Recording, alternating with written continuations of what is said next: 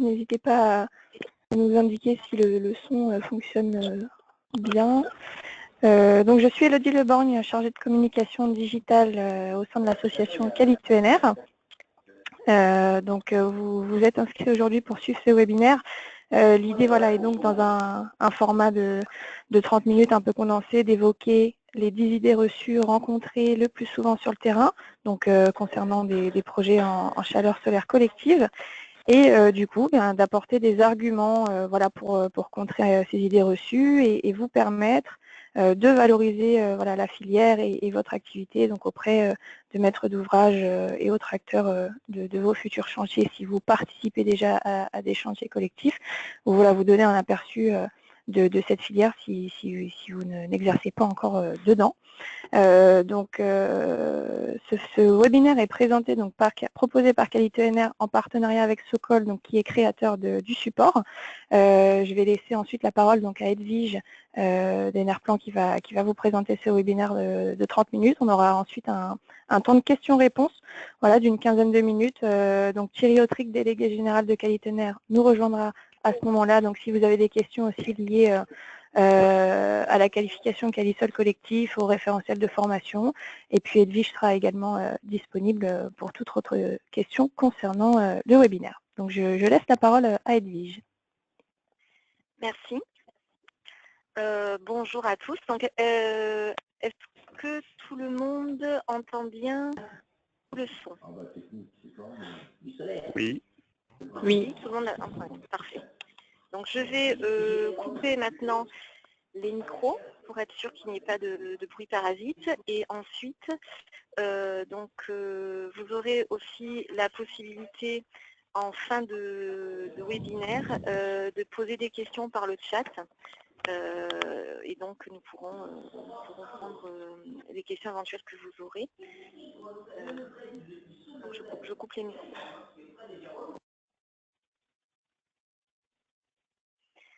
Donc, je vous remercie d'être présent aujourd'hui pour cette présentation des idées reçues qu'on a voulu mettre en place pour renouer un petit peu avec des idées qu'on entendait souvent sur le terrain par rapport à la filière chaleur solaire collective et à remettre un petit peu des vérités là où parfois on entendait des choses qui n'étaient plus forcément réelles.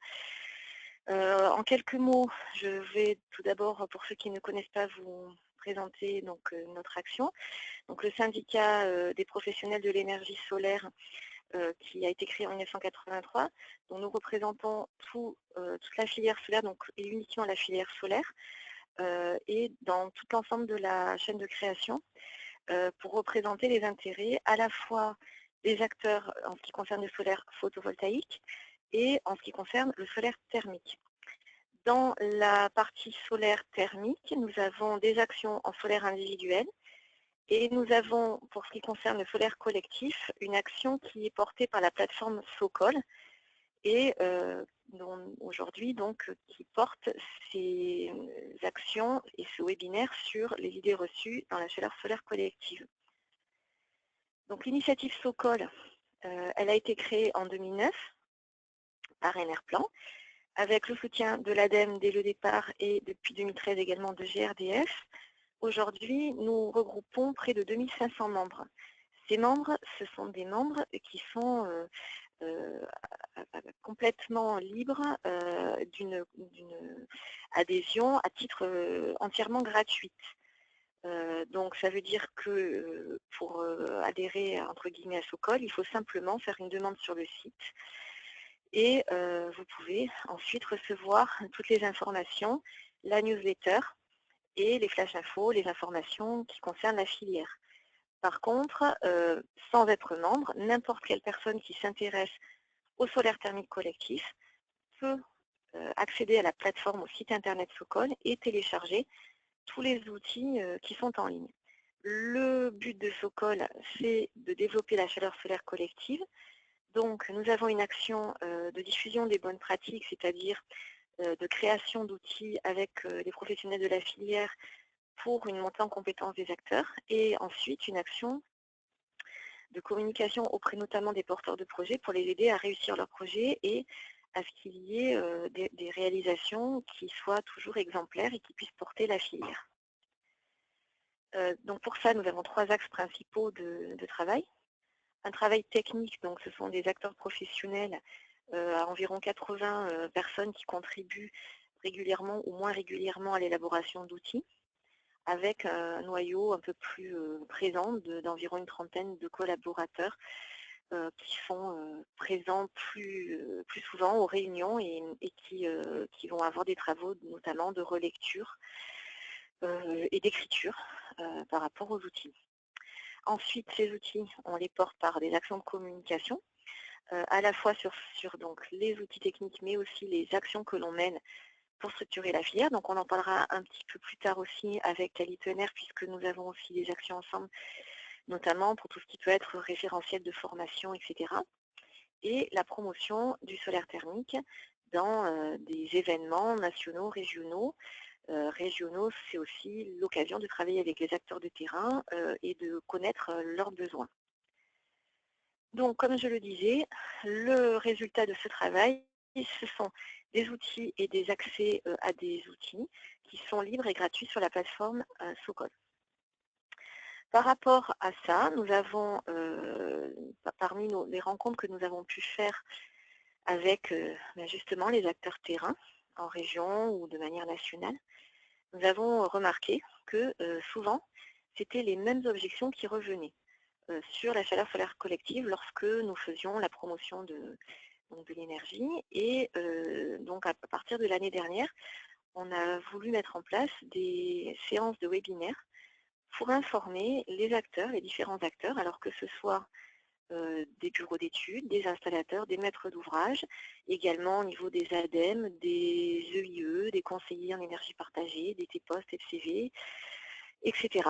Et donc nous avons décidé de développer un petit outil qui permet en quelques minutes de faire le tour des idées reçues les plus souvent rencontrées sur le terrain et d'y répondre en expliquant aujourd'hui quelle était finalement la réalité pour certaines de ces idées reçues, pas toujours exactes.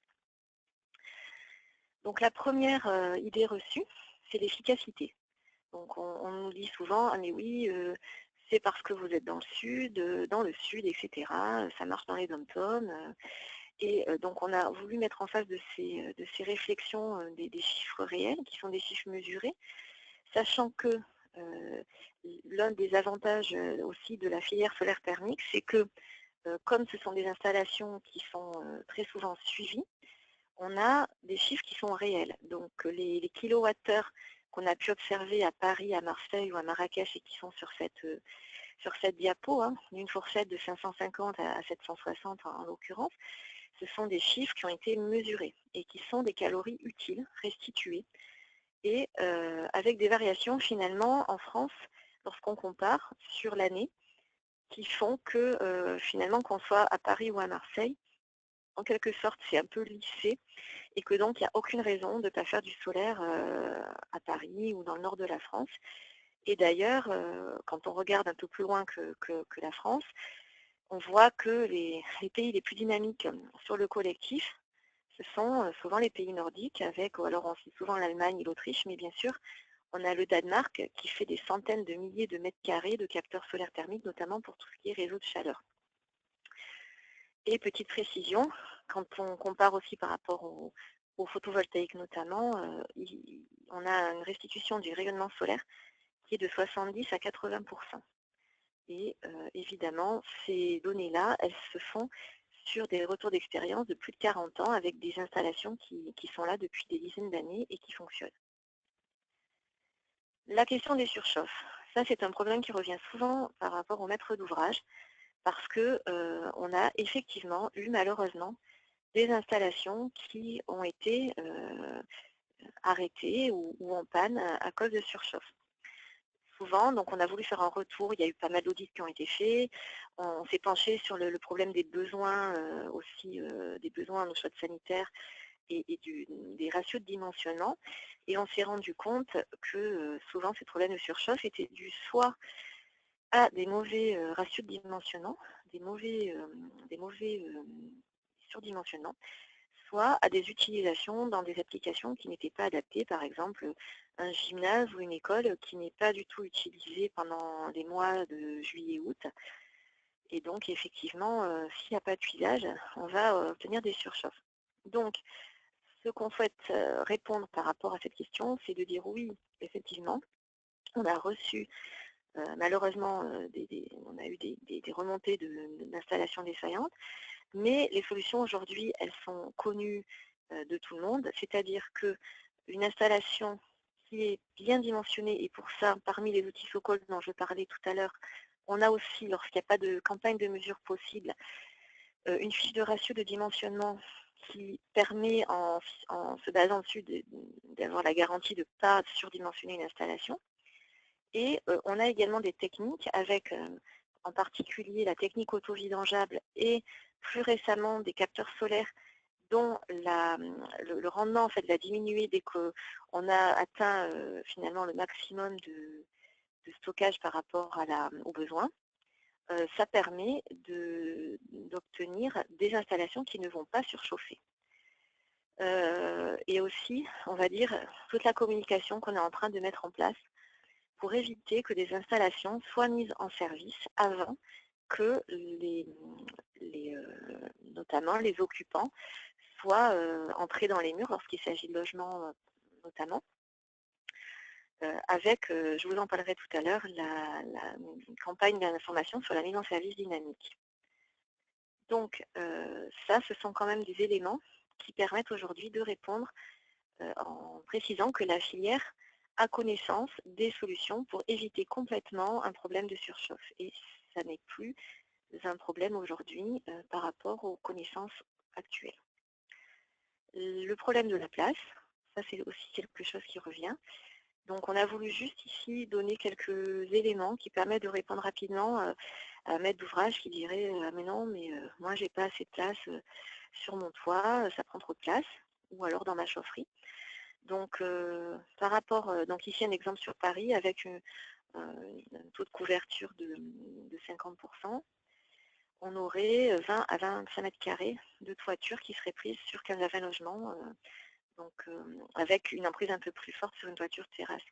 Donc ça permet quand même de relativiser, et le ratio de 2 mètres carrés en toiture par logement, ça permet de donner une idée voilà, assez rapide par rapport à un maître d'ouvrage qui se pose des questions à ce niveau-là. Et en ce qui concerne le local aussi, quelques ratios, donc pour le sud à peu près 50 litres par mètre carré et 40 litres un peu plus haut en France. Donc un ballon de 10 litres pour 1000 litres pour 15 logements. Donc voilà, ça aussi c'est pour répondre, alors sachant qu'en rénovation aussi, il y a des solutions qui existent avec des ballons modulaires pour répondre à des problèmes parfois tout bêtes de faire rentrer un ballon par une porte de chaufferie qui n'a pas été prévue pour ce genre de volume. Donc voilà, les solutions techniques là aussi aujourd'hui, elles existent, et ce n'est pas un frein à une installation solaire thermique, la question de la place sur le toit ou en chaufferie dans la plupart des cas. La maintenance, alors la question de la maintenance, ça elle revient très souvent. Et elle est, on s'est rendu compte que le problème d'une maintenance trop coûteuse ou trop importante, qui viendrait compliquer à minima et à plus forte raison, malheureusement également grever finalement le gain solaire en grignotant entre guillemets ce qu'on a pu gagner sur l'économie en fait faite par la production d'eau chaude sanitaire par le solaire, avec des coûts de maintenance trop importants, venaient soit d'un système qui avait été mal dimensionné, soit d'un système qui avait été mal conçu, ou qui était trop complexe, ou qui était mal connu aussi de l'exploitant. L'exploitant n'avait pas été, prenait finalement en main une installation qu'il connaissait mal, qui n'avait pas été, sur laquelle il n'avait pas d'information. Donc ça, on y répond aussi avec l'information on a énormément travaillé pour que les bureaux d'études connaissent et appliquent des systèmes de schémas très simples, qu'il n'y ait pas de surdimensionnement, qu'on n'ait pas non plus, qu'on ait avec l'étape de mise en service dynamique documentée, encore une fois, dont je vais vous parler tout à l'heure, qui permettent de passer très facilement une installation documentée à un exploitant pour qu'il puisse mettre en place une maintenance adaptée et donc à un coût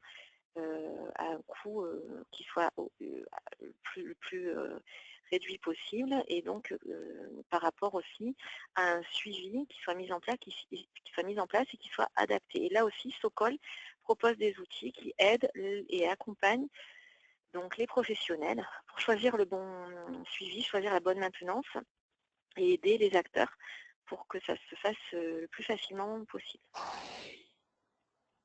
Ensuite, par rapport à ça, donc nous avons les logiciels de calcul. Alors là aussi, on a eu parfois des remarques.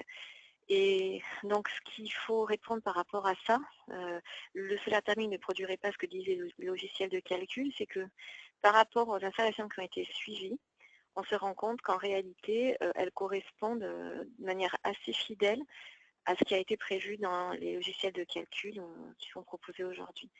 Donc, et là aussi, par rapport aux autres énergies qui peuvent être utilisées, c'est uniquement le solaire, que ce soit le solaire thermique et même le photovoltaïque. Ce sont les seuls qui proposent réellement des outils qui affichent en temps réel la production d'énergie. Donc ça, c'est aussi quelque chose qu'il faut valoriser et qu'on essaie de valoriser aussi par rapport à la filière pour que ça soit connu et que tout le monde en ait bien conscience. Vraiment. Le problème de la valorisation dans la RT 2012, ça c'est un problème qui est réel. Donc on avait, dès 2013, Sokol avait identifié que par rapport à donc lorsqu'un bureau d'études faisait des simulations pour savoir quelle énergie choisir pour un bâtiment RT 2012, en fait, le solaire thermique ressortait très peu souvent parce que notamment, il était dévalorisé car certains critères par défaut qui avaient été retenus et mis en place en dur dans le moteur en fait, de calcul de la RT 2012 n'étaient pas bons. Et donc, ça a fait en sorte que certains bureaux d'études, finalement, directement, écartaient dès le début la possibilité de faire appel au solaire thermique. Et donc, ça a énormément, là aussi, réduit le nombre de prescriptions, ce qui fait que ça a contribué au déclin du solaire thermique ces dernières années. Donc, on a fait plusieurs recours. On a produit, par rapport à des études techniques qui ont été réalisées, des simulations qui ont prouvé que le solaire thermique était beaucoup plus...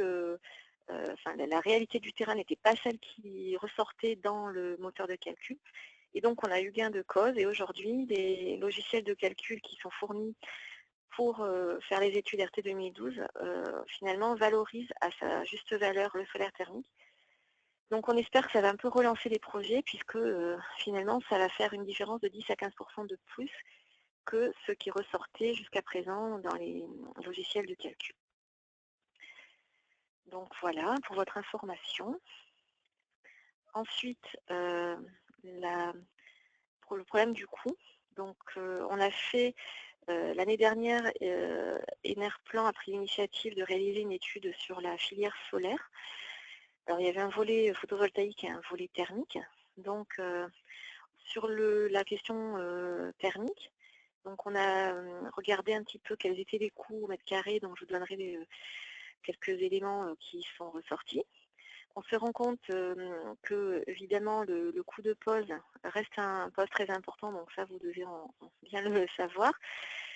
Et que ça, finalement, on s'est rendu compte que c'était surtout une question de volume, parce qu'il est bien évident que les frais qui sont liés au fait de se former, d'avoir du matériel et d'investir pour pouvoir installer des systèmes en solaire thermique, que ce soit d'ailleurs en individuel comme en collectif, ça a un coût, et que quand on fait une installation ou deux par an, ça n'a pas la même répercussion que lorsqu'on peut en faire plusieurs par mois, et qui plus est dans un périmètre qui corresponde à son périmètre de travail. Donc vraiment, La clé, elle est dans le volume, et donc le travail qu'on réalise avec Sokol aussi aujourd'hui, c'est essayer de porter la filière et d'agir pour relancer la demande afin que le volume soit à nouveau là et qu'on puisse en fait permettre d'avoir beaucoup plus de chantiers, et ça va permettre à son tour de réduire les coûts. Donc ce que ça a donné, c'était à peu près ça. Alors au mètre carré, on a une différence évidemment entre un CESI ou SSC, environ, on va dire 1000 € le mètre carré. On passe évidemment sur des réseaux de chaleur quasiment dans la fourchette basse à moitié prix. Donc ce qui est très logique, hein, puisque un chantier sur plusieurs jours sur des très grosses surfaces, évidemment, ça n'a pas la même répercussion en matière de coût que de monter un chantier sur 2 jours pour mettre 4 mètres carrés sur un CESI. Donc voilà, là aussi, on pense que la promotion du solaire thermique, notamment dans les réseaux de chaleur, c'est aussi une des pistes pour faire vivre un peu plus la filière et apporter faire monter la demande là-dedans, et l'ADEME est aussi prête à nous accompagner par rapport à ça. Donc la baisse des coûts globalement, eh bien, elle est possible, hein, si on se projette. Après, les études qui ont été faites, elles ont été faites sans tenir compte des aides, et donc on se rend compte que même si on prend des hypothèses assez faibles au niveau de la croissance du marché, on a quand même une possibilité de faire baisser les coûts. Alors les fabricants regardent et ont déjà pas mal travaillé pour essayer d'améliorer un petit peu les kits hydrauliques pour qu'il y ait un peu plus de prêt-à-poser, de kits faits en usine. Donc on sait que là-dessus, il y a aussi pas mal de travail qui est fait. Et donc, par rapport à ça, c'est vrai qu'on a quand même déjà une bonne compétitivité, et on a complété ce travail par une étude dans le neuf, et ça, je pense qu'on pourra vous faire passer l'information aussi par Qualité ENR, et on va sortir d'ici 15 jours une brochure qui permet finalement de montrer combien, avec les aides, en comparant dans le neuf notamment, le fait d'aller sur une RT 2012 moins 20%, en fait le solaire thermique revient moins cher que de mettre en place une solution gaz. Donc ça, c'est quelque chose sur lequel on va énormément communiquer, et donc si ça vous intéresse, on pourra vous faire passer l'information. Donc évidemment, les perspectives de baisse, elles promettent quelque chose d'un peu sur une trajectoire qui soit conforme à la programmation pluriannuelle de l'énergie. Finalement, dans le sud, on arrive à se projeter quelque chose qui soit inférieur à 10 centimes d'euros par kilowattheure. Donc c'est un peu une barrière psychologique intéressante. Donc voilà, ce sont des éléments qui peuvent être intéressants à mettre en place par rapport à ça, sachant que évidemment on a la stabilité sur le coût du solaire qu'on n'a pas sur les autres énergies, puisque le prix du rayon solaire il est à zéro quoi qu'il arrive. Donc on a voulu changer un petit peu la manière dont on parlait du solaire thermique, parce que parler d'un investissement au mètre carré, c'est toujours un petit peu difficile à comparer, puisque par exemple on va comparer ça à un mètre carré de photovoltaïque qui lui ne va pas intégrer le stockage, et donc on s'est dit par rapport à un kilowattheure produit qui est utilisable directement, combien on va investir sur du solaire thermique en énergie en fait. Et on se rend compte qu'en fait on est sur des installations entre 25 et 50 mètres carrés à moins d'1,50 € par kilowattheure annuel, et à moins d'1 € lorsqu'on est sur des installations supérieures à 100 mètres carrés, avec donc des calories qui sont directement utilisables. Voilà, donc ça c'est quelque chose, c'est un angle en fait sur lequel on n'a pas toujours regardé ça de cette façon-là, et ça permet de parler du solaire thermique de manière un peu plus valorisante. La durabilité, donc comme on le disait un petit peu en introduction, on a un retour sur des installations qui fonctionnent depuis plus de 40 ans. Donc on sait que les capteurs, en tous les cas, ont une durée de vie largement entre 30 et 40 ans, et pour certains supérieurs à 40 ans. Et donc ça, c'est quelque chose aussi sur lequel on aimerait beaucoup plus porter l'accent, sachant en plus que par rapport à ça, c'est un système qui est complètement recyclable, qui coûte, entre guillemets, en énergie grise très peu à produire par rapport à d'autres technologies. Et donc, voilà, par rapport aux futures réglementations sur lesquelles l'impact CO2 est très important, c'est quelque chose qu'il va falloir aussi prendre en compte. Et donc l'intérêt pour les maîtres d'ouvrage, eh bien voilà, donc on a voulu distinguer des communications un peu différentes sur le bâtiment neuf et la rénovation, puisque sur le neuf, je vous le disais tout à l'heure, on a aujourd'hui, avec les nouvelles réglementations notamment, finalement des évolutions qui vont aller beaucoup plus dans le sens du solaire thermique par rapport à la performance, par rapport aussi au niveau de CO2. En rénovation, on est pas mal dépendant du prix du fossile. Donc on est surtout très intéressé à communiquer sur la stabilité sur laquelle on peut avoir un coût de l'énergie solaire par rapport un petit peu au yo-yo qu'on peut avoir dans l'énergie fossile. Et donc, par rapport à ça, on suit de près aussi tout ce qui est au niveau européen, la mise en place des prochaines réglementations sur les nouvelles taxes carbone. Et ça va aussi certainement changer la donne dans la rénovation. Par rapport au neuf, en tous les cas, on se rend compte qu'on va pouvoir énormément communiquer par rapport à ce qu'on a pu auparavant sur les exigences et sur ce qui se passe actuellement. On suit beaucoup aussi le label expérimental actuel. Et donc voilà, par rapport à ça, on vous tiendra au courant de ces évolutions.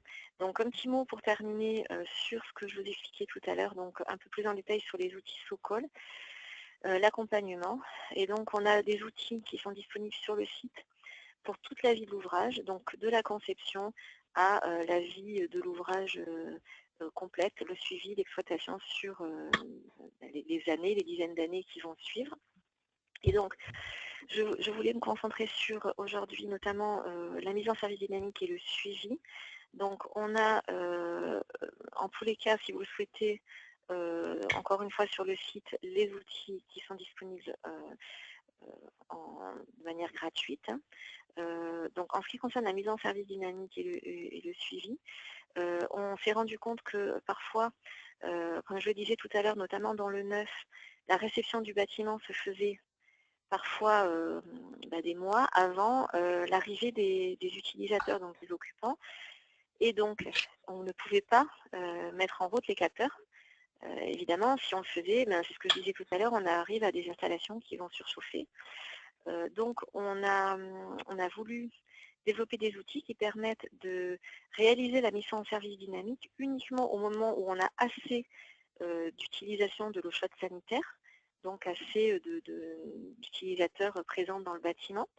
Et donc on fournit des livrets pratiques qui permettent à chacun, pendant une période de mise en service dynamique, c'est-à-dire que le suivi démarre au moment où on met en route les capteurs et l'installation, et on va tous, finalement, pendant environ 6 mois, l'installateur, le bureau d'études et la personne qui réalise le suivi vont pouvoir vérifier que l'installation fonctionne correctement, et l'exploitant sera là aussi impliqué pour commencer finalement à observer cette installation, à la prendre en charge.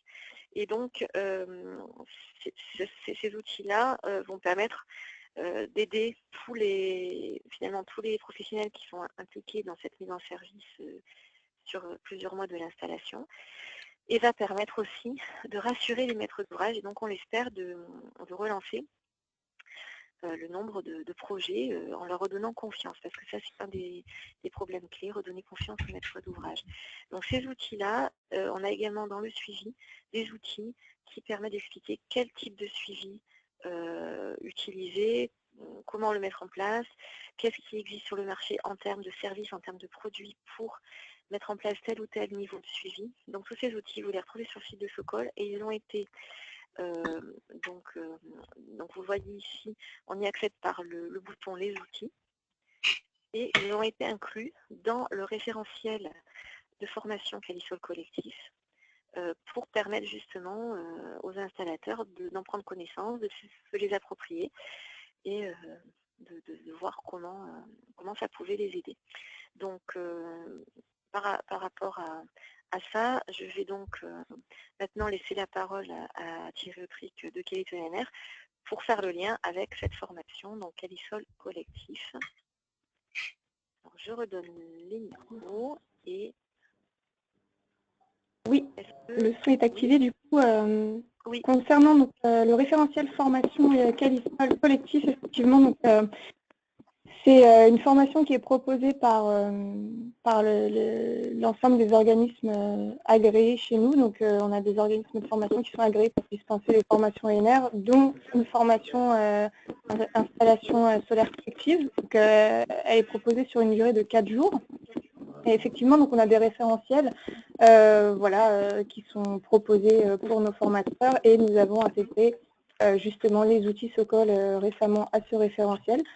En sachant que la réussite à cette formation vous permet de faire ensuite une demande de qualification Calisol collectif, donc qualification GE, qui vous permet de valoriser votre travail auprès des architectes et maîtres d'ouvrage, mais aussi de répondre aux règles du fonds chaleur, donc qui ont un peu évolué cette année, notamment pour des projets inférieurs à 50 mètres carrés ou pour un duo fabricant-installateur, qui peuvent faire appel à des installateurs Calisol collectifs et plus forcément RGE études pour les bureaux d'études. Donc, si vous voulez plus d'informations sur cette formation, vous pouvez consulter. Donc, on a un annuaire des organismes agréés sur le site www.formation-enr.org. Là, vous pouvez faire une recherche de formation ciblée selon l'énergie et vous renseigner auprès des organismes agréés pour cette formation. À moins que Edwige, tu veuilles rajouter quelque chose, on peut passer à la partie questions-réponses. Donc, qui va se faire depuis le chat. Donc, Thierry Autric, délégué général de Qualité NR, nous a rejoint. Donc, notamment si vous avez des questions relatives à la qualification également, vous pouvez écrire vos questions. Donc, je vois qu'il y a des questions qui ont déjà été posées dans le chat. Donc là, je vais couper les micros à part ceux de Qualité NR et de moi, pour qu'on puisse répondre aux questions. Donc lorsque ce sont des questions techniques, plus ou moins, j'y répondrai. Et puis, en ce qui concerne la formation, la qualification, je laisserai à Thierry le soin d'y répondre. Alors, je vais couper les micros.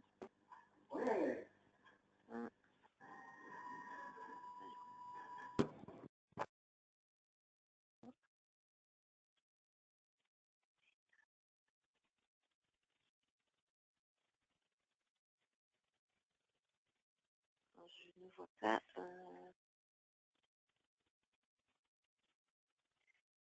J'ai coupé les. Alors.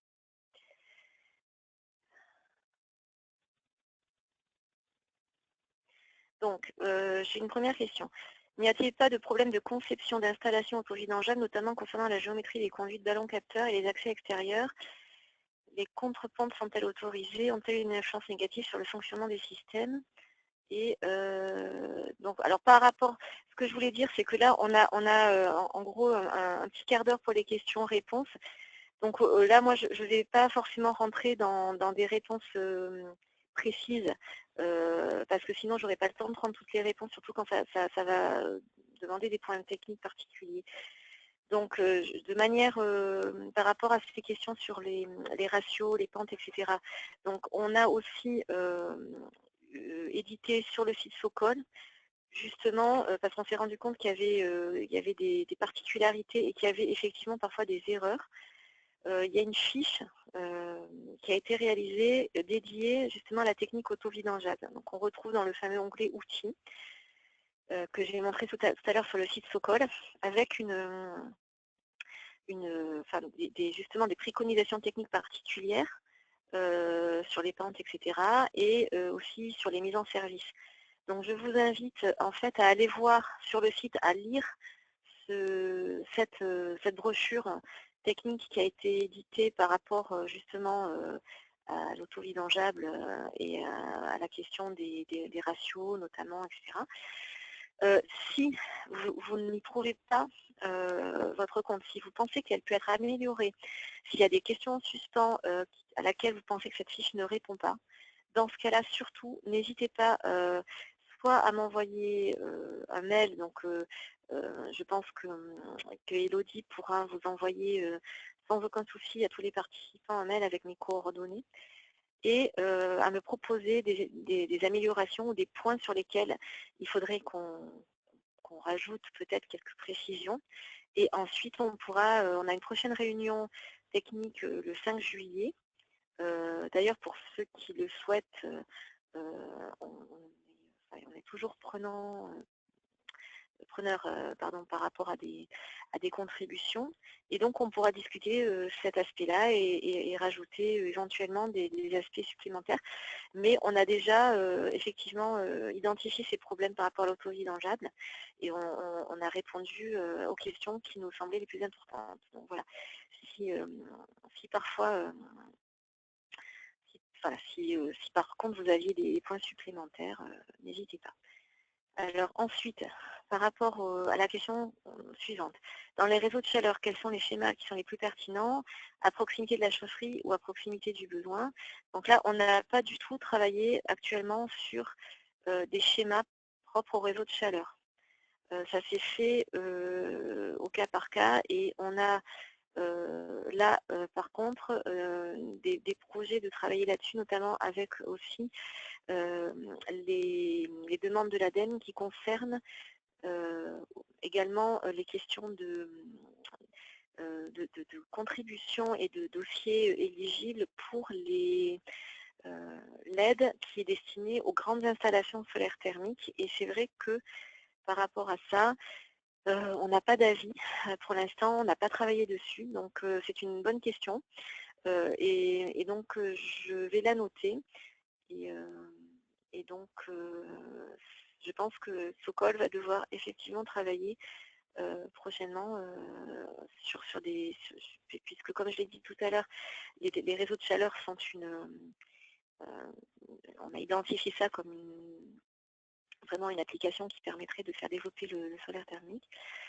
Donc malheureusement, là aujourd'hui, je peux pas, Sokol n'a pas travaillé là-dessus, donc je ne peux pas vous répondre sur des schémas réseau de chaleur. Mais j'espère que dans les mois qui suivent, on pourra apporter des réponses précises à ces questions-là. Question suivante, comment s'inscrit la démarche chaude solaire collective dans un contexte où les bailleurs privilégient les solutions gaz individualisées pour reporter le risque d'impayé sur les fournisseurs d'énergie? Donc justement, c'est un problème qu'on a effectivement identifié parce qu'on se rend compte que c'est pas uniquement le solaire thermique d'ailleurs qui est en cause dans cette démarche, c'est toute la question d'une production collective par rapport à une production individualisée. Et c'est vrai qu'on a pas mal de bailleurs sociaux qui vont partir sur des solutions individualisées. Alors il y a la question du risque d'impayé, c'est vrai, et il y a également la question du bouclage sanitaire en fait, parce que ça a été un peu aussi un point sur lequel on a dû communiquer. Il y a eu des confusions aussi qui ont été faites parce que le comptage, le fait de mettre en place un comptage en mettant en place une installation solaire thermique collective, ça a fait prendre conscience au maître d'ouvrage qu'une installation de production de chaleur collective, que ce soit du solaire ou du gaz ou quoi que ce soit, eh bien, on avait parfois des pertes très importantes au niveau du bouclage d'eau chaude sanitaire. Donc ça aussi, malheureusement, c'est une des raisons. Donc comment faire? On essaye de communiquer auprès des maîtres d'ouvrage justement.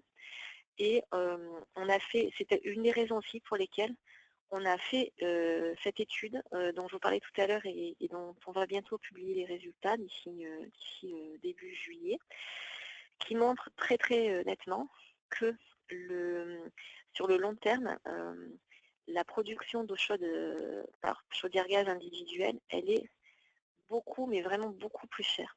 Donc ça, c'est un argument qu'on met en avant et qu'on va mettre en avant aussi au niveau de notre démarche auprès des pouvoirs publics et lorsqu'on communique par rapport aussi à l'USH notamment. Voilà, donc oui, c'est malheureusement une tendance et on essaye de mettre en place des communications pour montrer que c'est pas du tout, sur le long terme, c'est pas du tout, et ça va pas du tout non plus dans le sens de la prochaine réglementation. Donc on essaie de se battre par rapport à ces arguments-là. Alors ensuite, question suivante. Le principal problème est la mise en œuvre avec une confusion entre le sanitaire et le solaire. Il faut séparer les choses dans les CCTP et réellement contrôler avec des pros et non des bureaux non certifiés.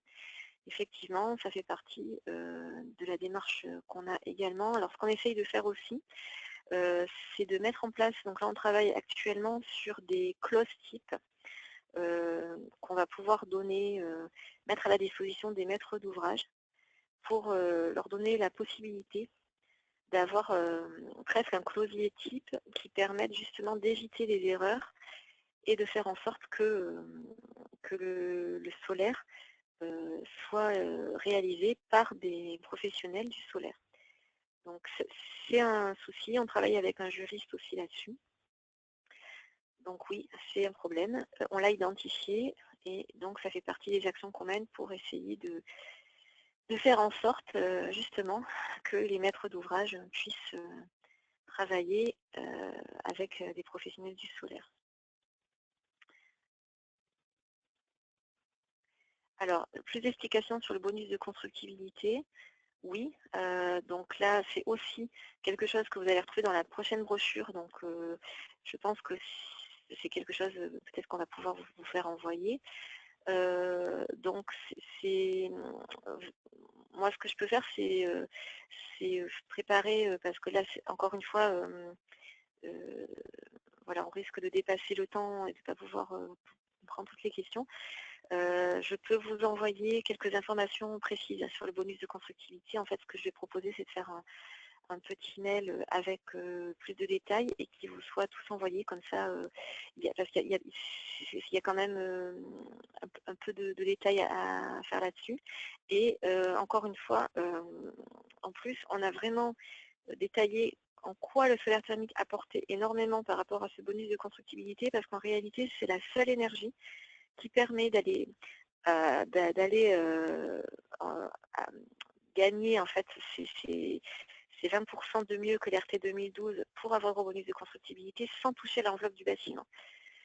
Donc on a fait faire une étude l'année dernière et donc prenez un bâtiment RT 2012 actuel avec toutes les autres énergies, qu'elles soient renouvelables ou pas, on est obligé de toucher à l'enveloppe du bâtiment. Et donc, ça a un coût supplémentaire qui finalement est supérieur, dans la plupart des cas, à ce que l'on va finalement gagner en mettant tout simplement en place une production d'eau chaude sanitaire solaire pour atteindre ce bonus de constructibilité. Voilà, le solaire thermique, c'est la seule qui permet ça. Donc ça, on l'a vraiment mis en avant par rapport à la prochaine brochure qui va sortir. Et donc, je vais vous envoyer ces documents-là sans aucun souci. Comme ça, vous aurez tous les détails sur le bonus de constructibilité. Ensuite, pourquoi n'a-t-on pas un consuel pour contrôler les installations? Car je fais des expertises toute l'année sur les collectifs et très peu fonctionnent car pas mis en service correctement. Donc ça, on l'a évoqué, le problème du consuel, ou qu'on peut appeler aussi certification des installations. En fait, justement, ça a été mené, cette étude par Galit ENR. On s'est rendu compte qu'actuellement la filière n'était pas forcément prête. Alors après, je laisserai peut-être éventuellement qualité ENR compléter, mais on a eu pas mal d'objections parce que la filière solaire thermique, elle est actuellement très mal en point. Hein, donc le fait de rajouter une contrainte supplémentaire aussi forte, finalement le consensus a été de dire que ça risquait de finir, d'achever finalement l'installation. Par contre, oui, le fait de mettre en place cette mise en service dynamique et de la rendre, aujourd'hui, si vous regardez le fonds chaleur de l'ADEME notamment, elle est fortement conseillée. Ce qu'on souhaite, c'est la rendre incontournable. Alors, on ne va pas dire obligatoire parce que pour l'instant, encore une fois, on ne veut pas rajouter une contrainte supplémentaire parce qu'on a peur que ça freine encore plus le nombre de projets. Par contre, la rendre incontournable, ça veut dire communiquer auprès des maîtres d'ouvrage, ça veut dire, encore une fois, que ça fasse partie des clauses type, et on travaille aussi avec les exploitants pour que ça soit une étape qui permette de faire en sorte que les installations soient mises en service correctement, fonctionnent correctement. Donc on essaie d'y répondre aujourd'hui de manière constructive, mais on a réfléchi à ce consuel, dans cette version consuel certification des installations. Alors il n'est pas dit que si la filière reparte, on n'y réfléchisse pas à nouveau, mais aujourd'hui on a pensé que c'était prématuré par rapport à l'état de la filière. Je ne sais pas si Qualité ENR veut rajouter quelque chose là-dessus.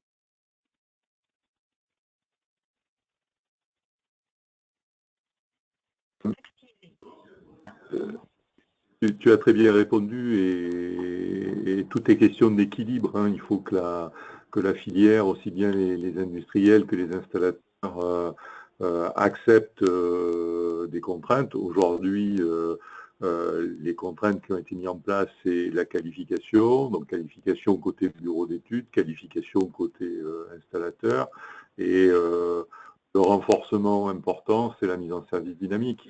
Et après, bon, on pourra faire évoluer encore voilà.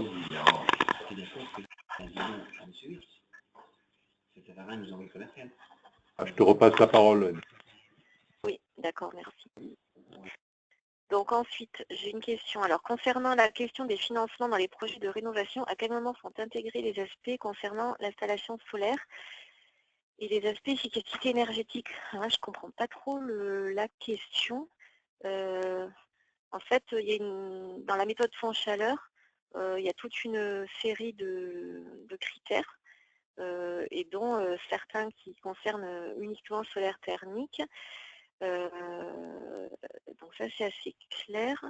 Donc je ne sais pas si, je ne comprends pas trop le cadre en fait de la question. Je vais remettre les micros à tout le monde éventuellement. Donc c'est Laura Van Huet qui a posé cette question.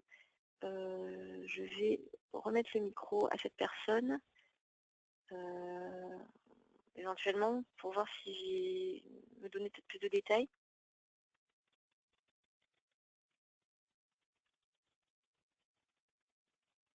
Bon, alors encore une fois, après, hein, s'il y a d'autres questions que je n'ai pas répondu de manière exhaustive, n'hésitez pas, donc j'enverrai un petit mail que Qualité ENR pourra vous faire suivre, et si vous avez des questions plus précises, vous pouvez me contacter directement et je vous enverrai des détails. Alors, question suivante. On a parlé à un moment, fin des années 2000, de solutions solaires collectives avec stockage individualisé. Cette conception est-elle toujours d'actualité? Alors, elle existe toujours. Elle est dans les schémas de la schémathèque Socol. On a les CESCAI et les CESCI.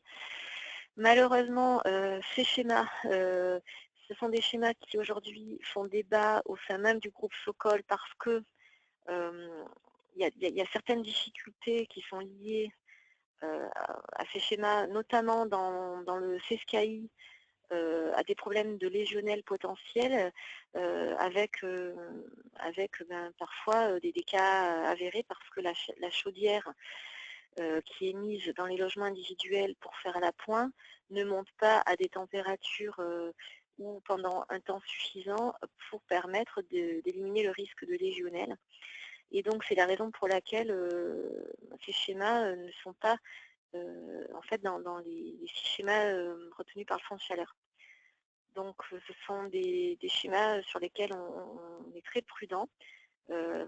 Et d'ailleurs, ça fait partie de l'ordre du jour du travail Schématec pour la prochaine réunion de la Schématec Socol, enfin de groupe technique Socol le 5 juillet.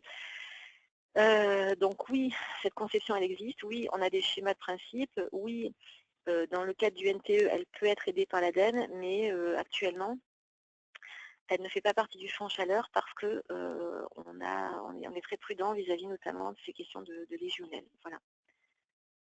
Donc ensuite, alors, précision pour le montage financier des projets quand on passe par des opérateurs de la rénovation énergétique. Alors, quel que soit par l'acteur par lequel on passe, les conditions du financement, elles sont les mêmes. Mais moi, je vais inviter cette personne-là à me contacter directement en fait, pour la question du montage financier parce que voilà, on est en quelque sorte à la fin de la session. Donc, je vais faire passer quelques éléments et avec mes coordonnées. On va également, on a prévu de pouvoir vous donner la possibilité de réécouter ce webinaire. Donc, à moins d'un problème technique, normalement, cet échange et cette présentation, elle sera disponible donc, en replay. Donc on vous informera aussi quand et de quelle manière. Et dans tous les cas, voilà, moi, si vous avez d'autres questions, vous pourrez me contacter et soit je vous répondrai, soit je vous orienterai vers des personnes qui peuvent éventuellement vous répondre. Donc, dernière question, les BET ont-ils une obligation de compétence sur la thermique pour intervenir sur la conception de tels ouvrages? Alors, en ce qui concerne le fonds chaleur, oui. Les bureaux d'études, à la fois pour la préétude et pour ensuite la conception, et d'ailleurs, c'est plus que la conception, puisqu'aujourd'hui, les bureaux d'études, pour ce qui est de le financement par le fonds chaleur, doivent être RGE 2014 et la qualification 2014, c'est une qualification de maîtrise d'œuvre. Donc ils vont plus loin que simplement, on va dire, faire un schéma de principe et dimensionner. Ils doivent normalement être capables voilà, de proposer aussi éventuellement un suivi et en tout cas d'être capables même si ce n'est pas eux qui font le suivi, de proposer un niveau de suivi adapté et de pouvoir proposer une offre. Donc oui, pour intervenir, en tout cas en ce qui concerne les financements du fonds chaleur. Après, pour le reste, quand c'est pas financé par le fonds chaleur, ça va être au maître d'ouvrage de l'exiger. Donc là encore, on est sur de la communication. Mais dans les aides, oui, elle doit être qualifiée 20 GE, 2014 ou équivalent. Donc voilà, moi je vous remercie pour votre participation. Je suis à votre disposition s'il y a d'autres questions par mail. Et puis j'espère que ça aura répondu à des questions que vous avez. N'hésitez pas aussi à nous faire remonter par rapport à ce webinaire s'il y a des besoins supplémentaires avec d'autres peut-être d'autres axes de réponse. Si, voilà, si vous avez peut-être des attentes différentes sur lesquelles on pourra vous répondre ultérieurement. Merci. Et puis, eh bien, écoutez, j'espère qu'on va arriver à relancer un petit peu la demande et que vous aurez dans un futur pas trop lointain, à nouveau pas mal de projets solaires à installer. Merci à tous et à bientôt.